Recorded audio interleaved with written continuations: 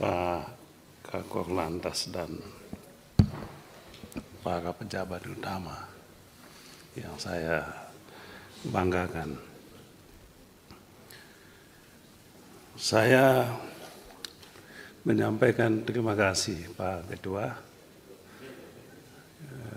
telah dibuka RDP dengan Kakor Lantas ini. Saya masih ingat 10 tahun silam kurang lebih diskusi tentang urusan lantas ini apakah di bawah kepolisian atau tidak.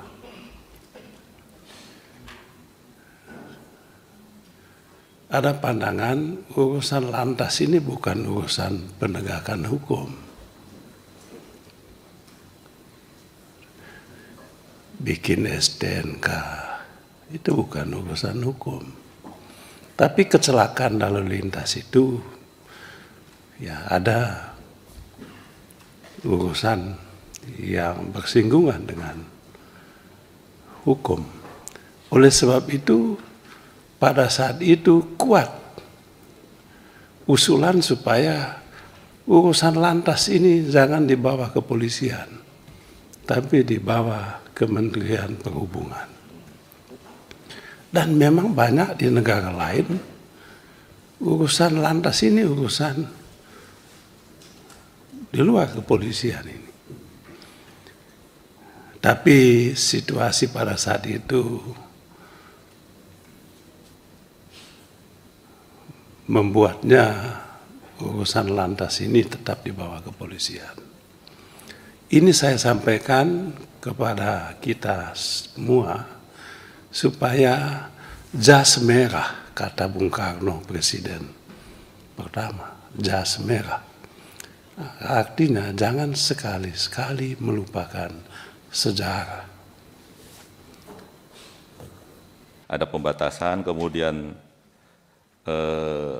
fasilitas-fasilitas umum di rest area ini juga kami sudah koordinasikan dengan penyelenggara jalan tol ya, untuk menyiapkan toilet, terutama toilet perempuan karena antriannya biasanya cukup panjang untuk toilet perempuan ini. Kemudian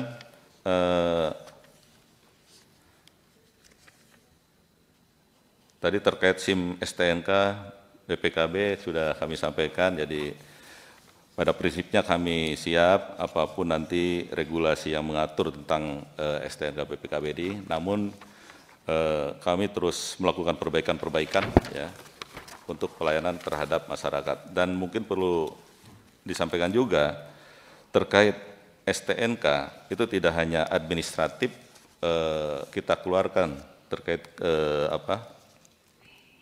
legalitas kepemilikan kendaraan, namun juga perpanjangan STNK ini untuk dilakukan pengecekan kendaraan yang berkeselamatan. Jadi tiap 5 tahun kita cek fisik kendaraan tersebut apakah masih laik pengeremannya dan sebagainya. Jadi ini kami perlukan di samping untuk forensik kepolisian.